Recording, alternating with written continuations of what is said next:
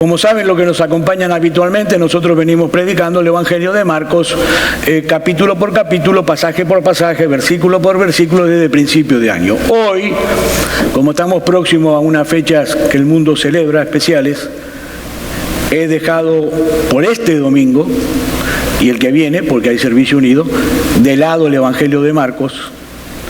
Y hoy vamos a estudiar juntos Lucas capítulo 2, versículo 8 al 14. Dice así la palabra de Dios, va a aparecer en esa pantalla. En la misma región había pastores que estaban en el campo cuidando sus rebaños durante las vigilias de la noche. Y un ángel del Señor se les presentó y la gloria del Señor los rodeó de resplandor y tuvieron gran temor. Mas el ángel les dijo, no temáis, porque aquí os traigo buenas nuevas de gran gozo que serán para todo el pueblo, porque os ha nacido hoy en la ciudad de David un Salvador, que es Cristo el Señor. Y esto os servirá de señal, hallaréis a un niño envuelto en pañales y acostado en un pesebre. Y de repente apareció con el ángel una multitud de los ejércitos celestiales alabando a Dios y diciendo, gloria a Dios en las alturas y en la tierra paz entre los hombres en quienes Él se complace. Es palabra de Dios. Esta escena que yo acabo de relatar, que el evangelista Lucas describe en su evangelio, es, sin lugar a dudas, ustedes van a coincidir conmigo, uno de los pasajes más conocidos, más citados, más escritos, más recitados de toda la Biblia.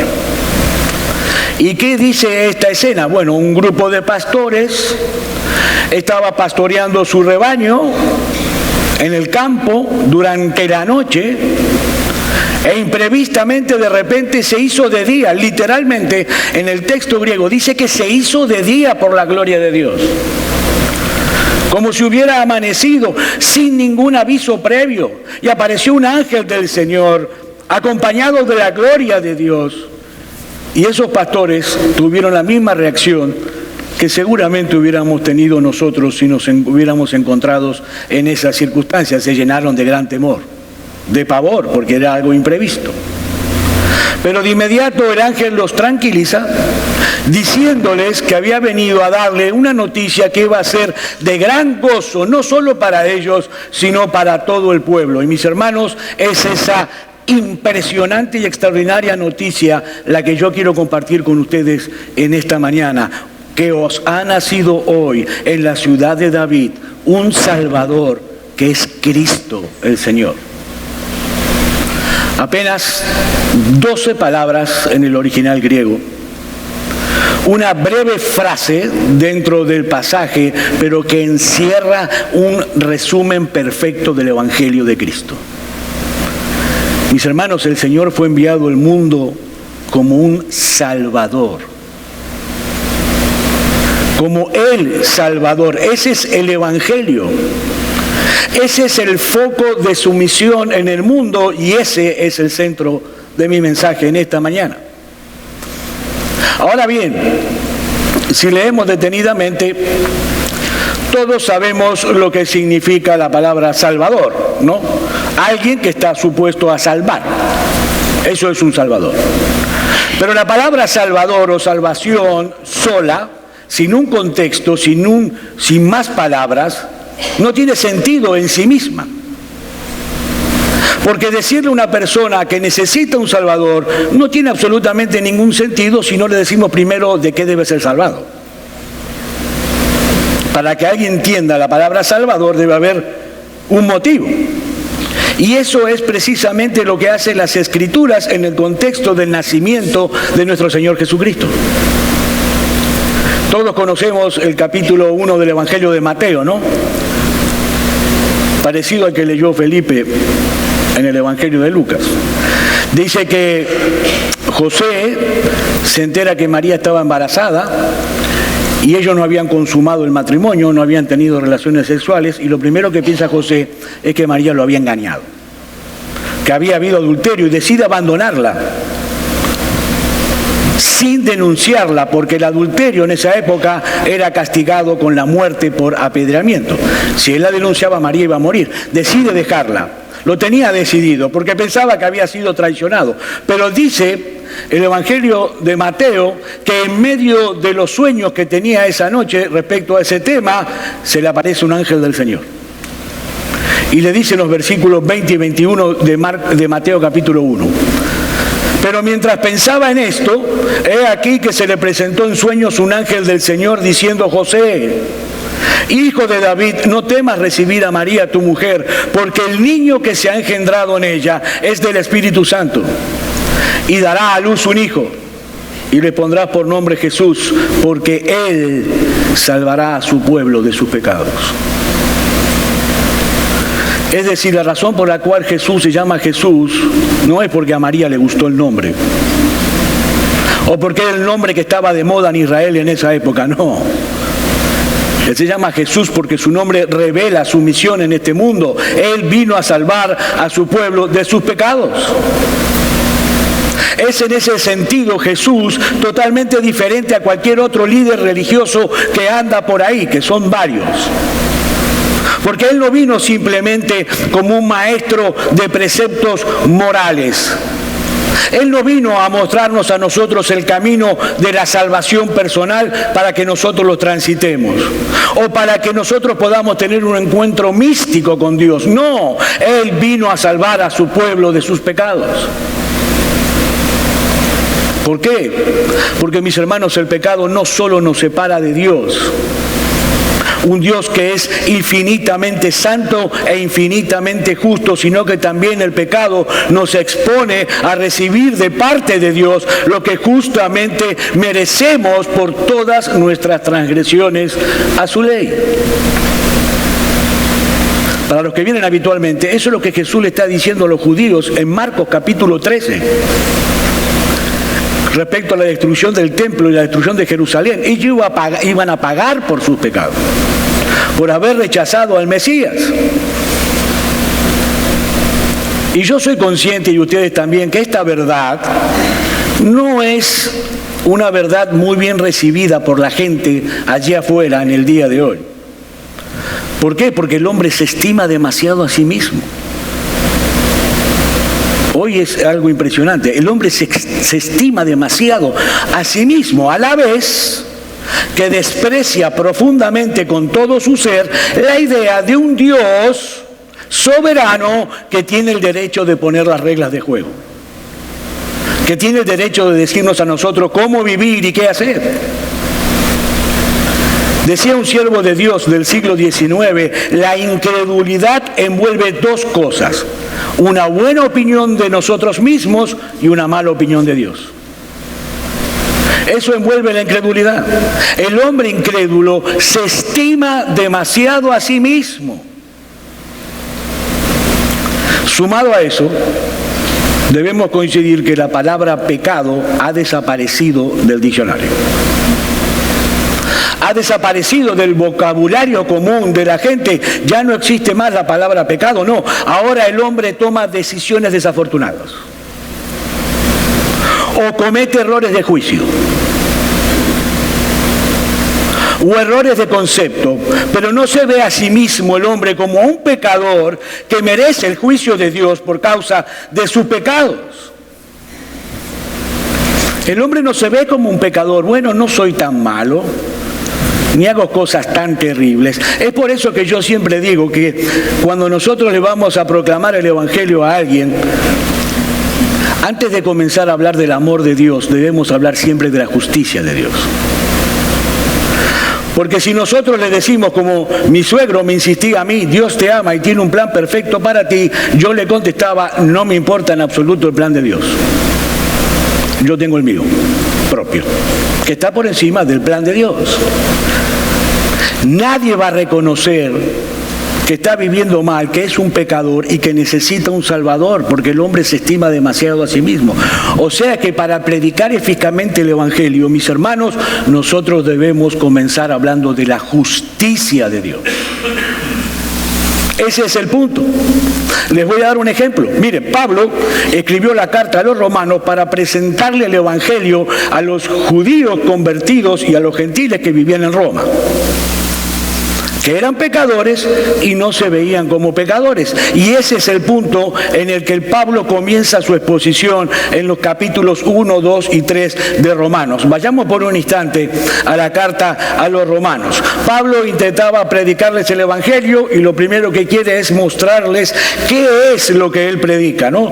Entonces dice en el capítulo 1, versículos 16 y 17, porque no me avergüenzo del Evangelio, pues es el poder de Dios para salvación de todo el que cree, del judío primeramente y también del griego, porque en el Evangelio la justicia de Dios se revela por fe y para fe, como está escrito, mas el justo por la fe vivirá. Y Pablo, ¿por qué el hombre necesita escuchar esas buenas nuevas que tú predicas? Versículo 18. Porque la ira de Dios se revela desde el cielo contra toda impiedad e injusticia de los hombres que con injusticia restringen la verdad. ¿Están viendo? Pablo no comenzó diciéndole a los romanos, Dios los ama y tiene un plan extraordinario para ustedes. No. Porque los romanos se lo hubieran reído en la cara. ¿Qué le dice Pablo? La ira de Dios se revela desde el cielo contra toda impiedad e injusticia de los hombres. Ellos debían saber la condición en la que se encontraban delante de Dios. Pero ¿sabe lo que hace el apóstol Pablo? Profundiza todavía más ese punto en el capítulo 3. Y comienza a describir, mis hermanos, una descripción que debe ser tétrica para nosotros. Empieza a describir el daño tan profundo que el pecado ha producido en nuestra personalidad. ¿Para qué? Para que a los romanos y a nosotros les quede perfectamente claro que ninguno puede escapar del juicio de Dios. Ninguno.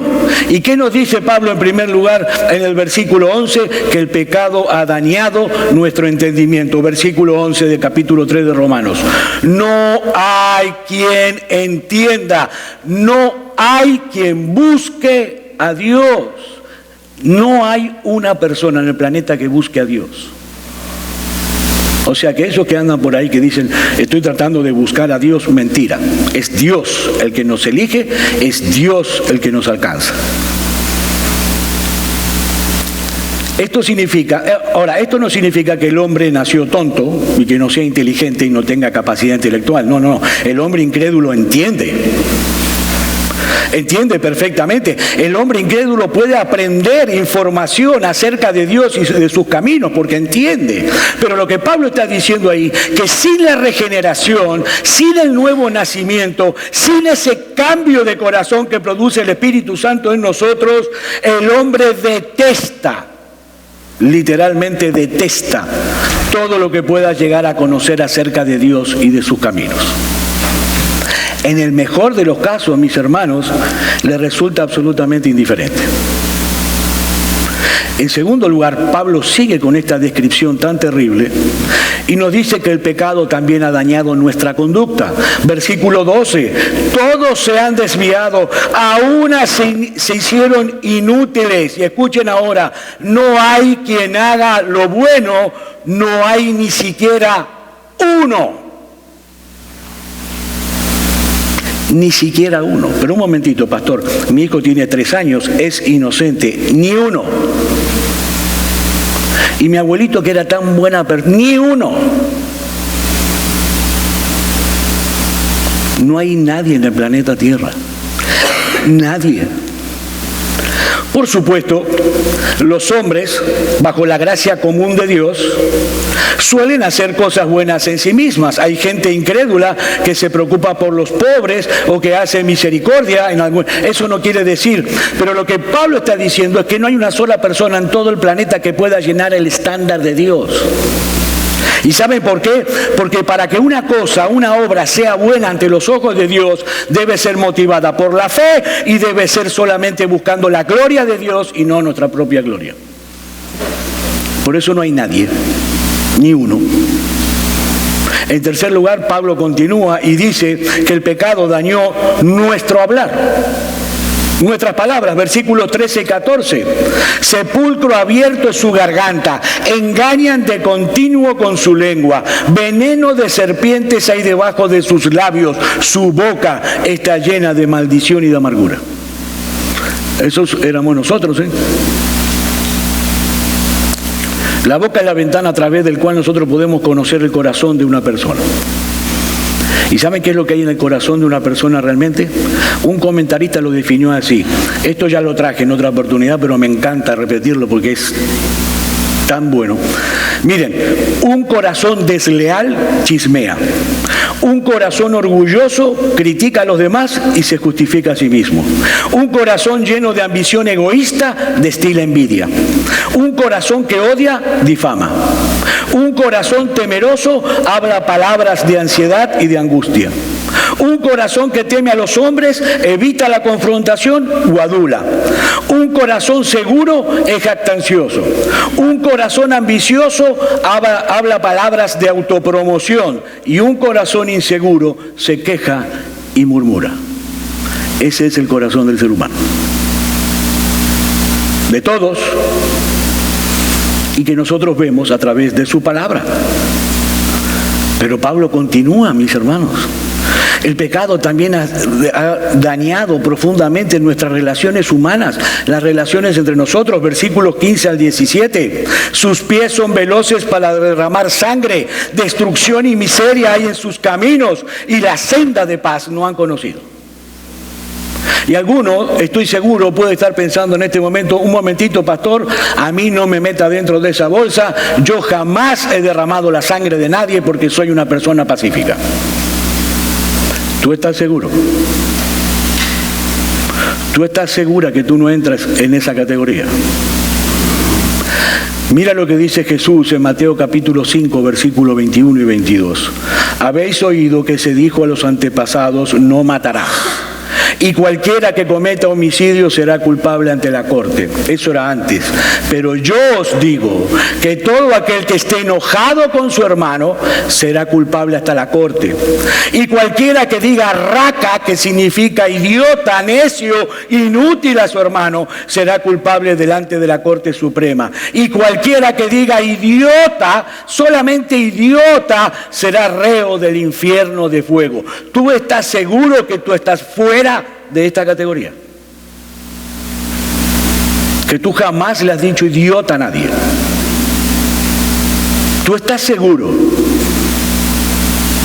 Pero mis hermanos, si esto es sumamente grave, si esto es frustrante, preocupante, desesperante, sobre todas esas cosas, lo peor que ha dañado el pecado es nuestra relación con Dios. Versículo 18, no hay temor de Dios delante de sus ojos.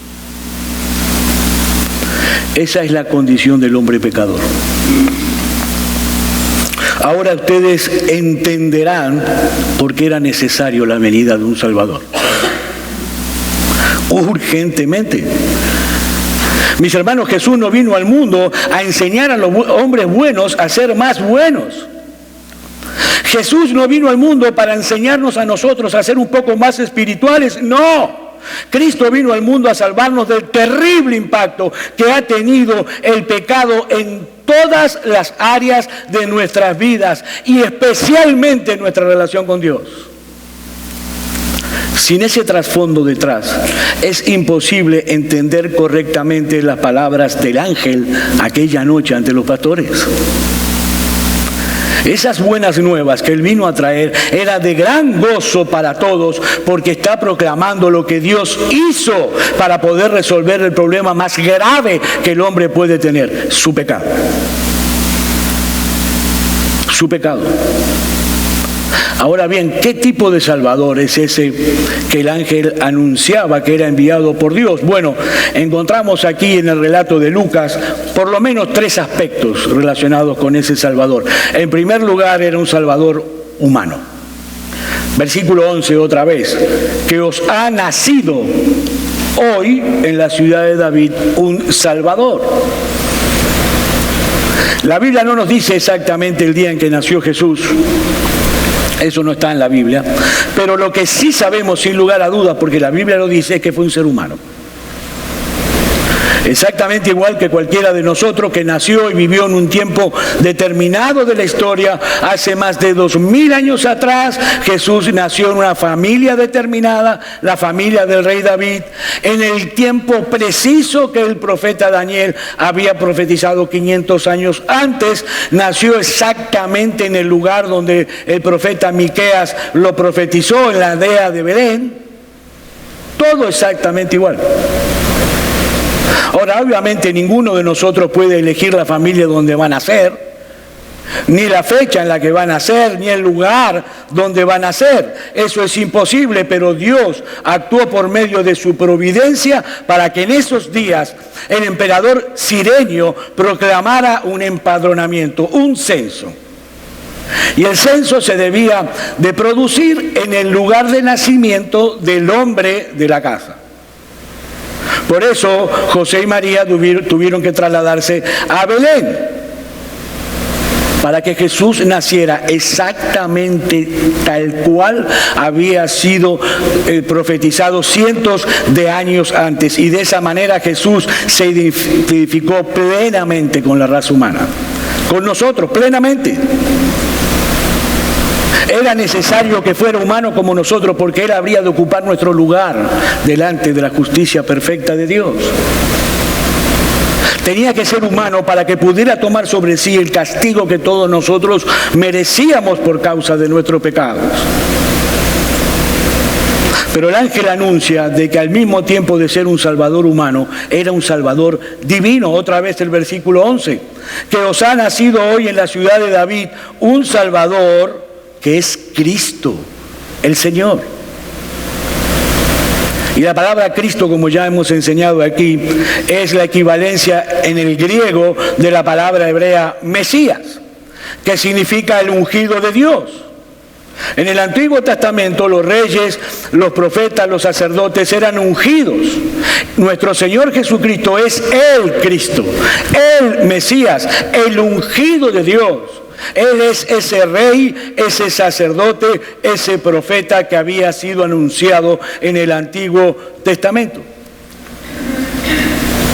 Pero noten ahora algo interesante, que ese Jesús, que es el ungido de Dios, es a su vez el Señor. El anuncio del ángel aquella noche no dejaba ningún lugar a dudas. Ese bebé que había nacido recientemente en Belén era el Señor. Dice el versículo 9, he aquí se le presentó un ángel del Señor y la gloria del Señor los rodeó de resplandor. Versículo 15, sucedió que cuando los ángeles se fueron de ellos al cielo, los pastores se dijeron unos a otros, pasemos pues hasta Belén, veamos esto que ha sucedido y que el Señor nos ha manifestado. Es decir, los pastores sabían perfectamente que ese mensaje del ángel provenía de Dios, del Señor. Pero lo impresionante es que el ángel acababa de anunciarle que ese niño recién nacido era el Señor. Es decir, el Señor había enviado un ángel para anunciar el nacimiento del Señor. Mis hermanos, la Santísima Trinidad, Dios el Padre, Dios el Hijo, Dios Espíritu Santo, un Dios en tres personas. Eso es lo que estaba sucediendo. Así que lo que acababa de ocurrir en la aldea de Belén era ni más ni menos, mis hermanos, que el nacimiento del todopoderoso, soberano Señor del universo. Si bien era imprescindible que el Salvador fuera humano, también era imprescindible que fuera divino. ¿Para qué? Para que pudiera satisfacer plenamente la perfecta justicia de Dios en nuestro lugar. El Eterno se introdujo en la historia humana como una de sus criaturas con todas las limitaciones que eso implica. Mis hermanos, esa noche en Belén Dios cumplió la promesa que le había hecho a su pueblo a través del profeta Isaías. Isaías capítulo 7, versículo 14. Por tanto el Señor mismo os dará señal. He aquí que la Virgen concebirá y dará a luz un hijo y pondrá por nombre Emmanuel, que significa Dios con nosotros. Pero el ángel no solamente les anuncia que era un Salvador humano y que era un Salvador divino, sino que también anuncia que era un Salvador eminentemente personal. Lo que el ángel le anunció a los pastores no es que José y María habían tenido un hijo simplemente. Tampoco fue de que en Belén había nacido un niño muy especial. No, el ángel les dijo, os ha nacido en la ciudad de David un Salvador, es decir, por vosotros fue. Fue para vosotros que Dios hizo ese milagro tan portentoso. Fue para vuestro beneficio. El problema que ese niño vino a resolver a este mundo es tanto personal como universal. Mis hermanos, todos somos pecadores, pero no por eso, porque todos somos pecadores, nuestros pecados individuales, personales, son menos dignos de condenación delante de los ojos de Dios. Hermano, tú y yo, todos nosotros necesitamos un Salvador personal, como si no hubiera nadie más en todo el mundo que tuviera que dar cuentas delante de la justicia de Dios. Hoy hay mucha gente que justifica su pecado diciendo, bueno, lo que yo hago lo hace todo el mundo y hay gente que lo hace peor que yo. Pero ¿sabes una cosa, mi amigo? Esa excusa no tendrá ningún valor en el día del juicio. Ninguno. Cada uno independientemente tendrá que presentarse delante del tribunal de Dios para dar cuenta por sus pecados. ¿Y saben cuál será el estándar con el cual se va a medir? La opinión de Dios. No la opinión de la sociedad o la opinión de la mayoría. Mi amigo, la moral no se define por consenso. La moral se define por la justicia perfecta e inflexible de un Dios 3 veces santo y perfectamente justo. Pero ¿saben una cosa? Es precisamente allí, ante este panorama tan tétrico que acabamos de presentar, tan desolador, tan preocupante, donde entra en juego ese bendito y glorioso Salvador anunciado por el ángel. Mis hermanos, el nacimiento de ese Salvador es un regalo personalizado de Dios para cada pecador arrepentido. Él nació en Belén para la gloria de Dios, para vivir una vida sin pecado y luego voluntariamente morir en una cruz romana para pagar por tus pecados, por los pecados de Él, por los pecados de ella y por mis pecados. Para que nosotros pudiésemos ahora tener una relación personalizada con Dios, como de un padre a un hijo, una relación que vamos a disfrutar por los siglos de los siglos, sin interrupción. Siendo Rey de Reyes, siendo Señor de Señores, Jesús no vino a este mundo a identificarse con los poderosos. No, Él vino a este mundo a identificarse con aquellos que estaban conscientes de su urgente necesidad. Y mis hermanos, se identificó de tal manera con la raza humana que aún el lugar de su nacimiento fue completamente inapropiado. Cualquiera pudiera pensar que Jesús podría haber nacido en Roma, la capital del gran imperio romano. Eso es más digno con un rey, más digno con un señor. O por lo menos en la ciudad de Jerusalén, la capital de Israel. Pero no, el más grande escogió nacer en el lugar más bajo. ¿Y saben por qué? Porque Dios hace todas las cosas para exaltar su gloria y menoscabar el orgullo del hombre. Por eso Dios actúa como actúa. La segunda persona de la Trinidad, Dios el Hijo, se encarnó un día, no importa la fecha, en un cuerpo humano igual que el nuestro, para pagar por nuestros pecados. Ese es el anuncio del ángel. Por eso el ángel dice que será una noticia de gran gozo para todos. Y esto es algo tan extraordinario, lo que el ángel anuncia. Es un acto de amor tan impresionante que eso llena de emoción hasta los ángeles del cielo. Versículos 13 y 14. Y de repente apareció con el ángel una multitud de los ejércitos celestiales, alabando a Dios y diciendo: gloria a Dios en las alturas y en la tierra paz entre los que en él tiene entre los quienes él se complace. De repente, después del anuncio del ángel, aparecen miles y miles y miles de huestes celestiales alabando a Dios por semejante acto de amor y de misericordia para una raza humana que lo único que merecía era juicio y condenación. Mis hermanos, es por gracia, solo por gracia. Y yo estoy convencido de que estos ejércitos celestiales estaban tan asombrados, tan perplejos. ¿Saben por qué? Porque ellos sabían perfectamente cuál era la naturaleza de ese bebé que acababa de nacer. Ellos estaban acostumbrados a hacer en el cielo todo lo que ese Jesús le ordenaba. Ellos estaban acostumbrados a darle gloria, honra y adoración a ese Jesús sin cesar. Y ahora ese Jesús era un recién nacido en un pesebre de Belén.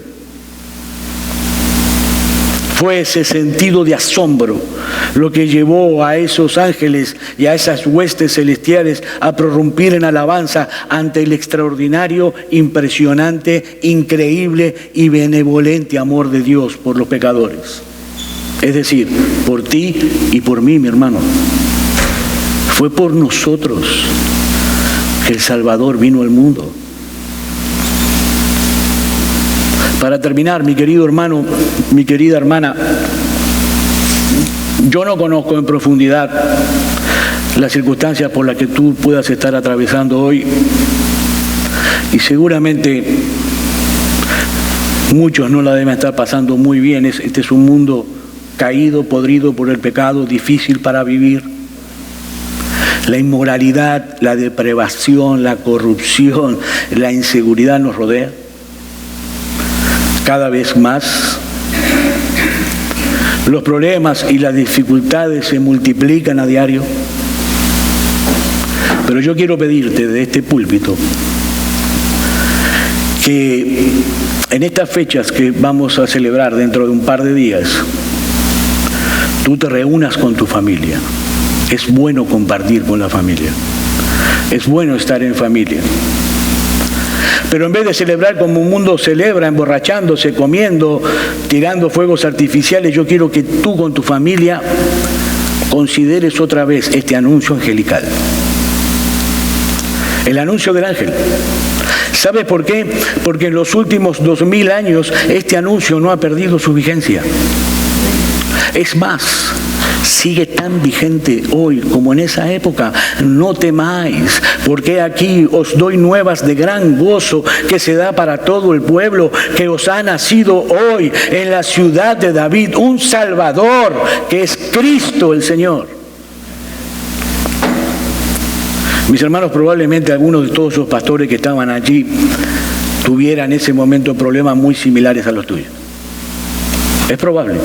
Es probable que alguno de ellos tuviera a su esposa muy enferma, o alguno de sus hijos a punto de morir, o no le alcanzaba el dinero para pagar la renta, o el trabajo que tenía era muy duro y muy mal pago, o no tenían que comer ese mismo día. Eran personas con sus propios problemas, iguales a los nuestros. Pero ¿saben una cosa? La noticia de que Dios había enviado un Salvador para resolver el más grande de todos nuestros problemas era lo suficientemente extraordinaria, lo suficientemente impresionante para llenar de gozo su corazón en medio de las terribles circunstancias por las que pudieran estar atravesando.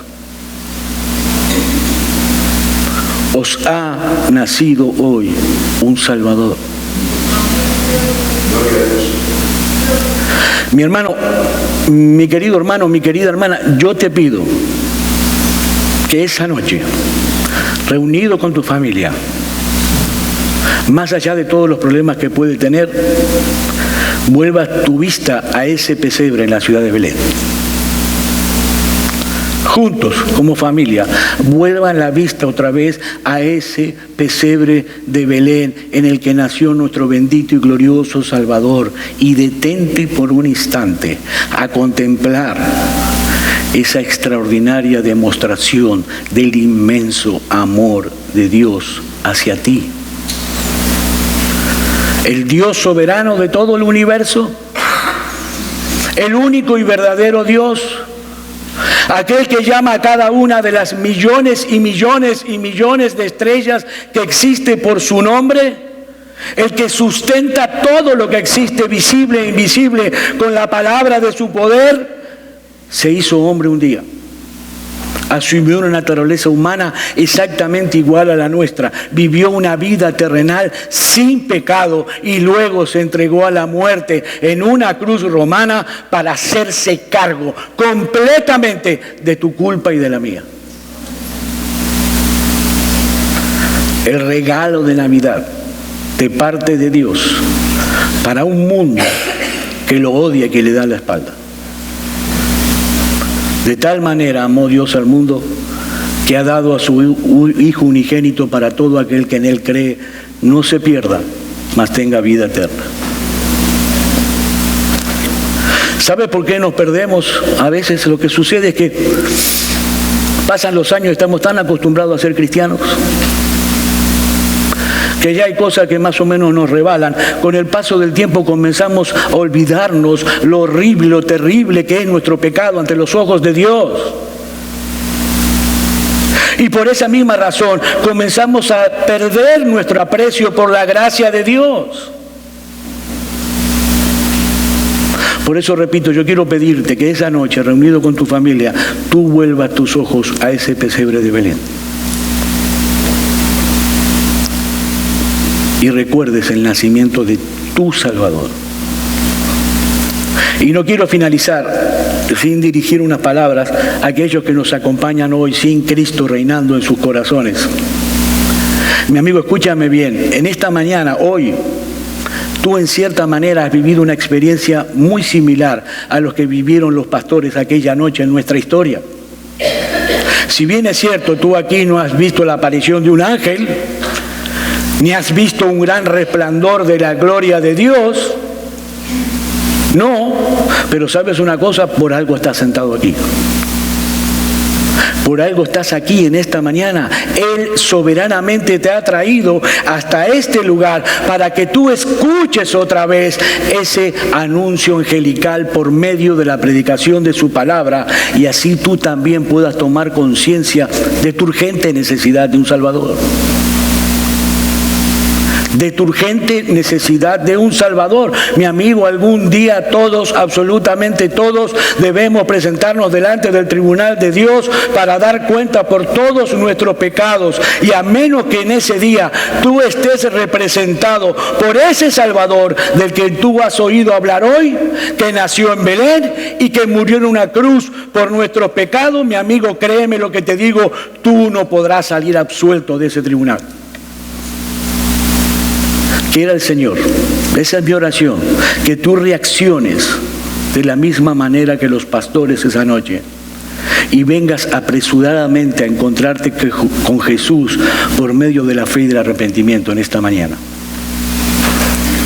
Para que entonces tú también a partir de ese momento puedas comenzar a disfrutar del regalo de Navidad más impresionante que alguna vez haya podido disfrutar, créeme, al bendito Salvador de todos nuestros pecados, aquel que nos regala por gracia el don de la vida eterna, a nuestro glorioso, bendito, excelso, supremo y amante Señor y Salvador Jesucristo. Vamos a orar. Padre, te damos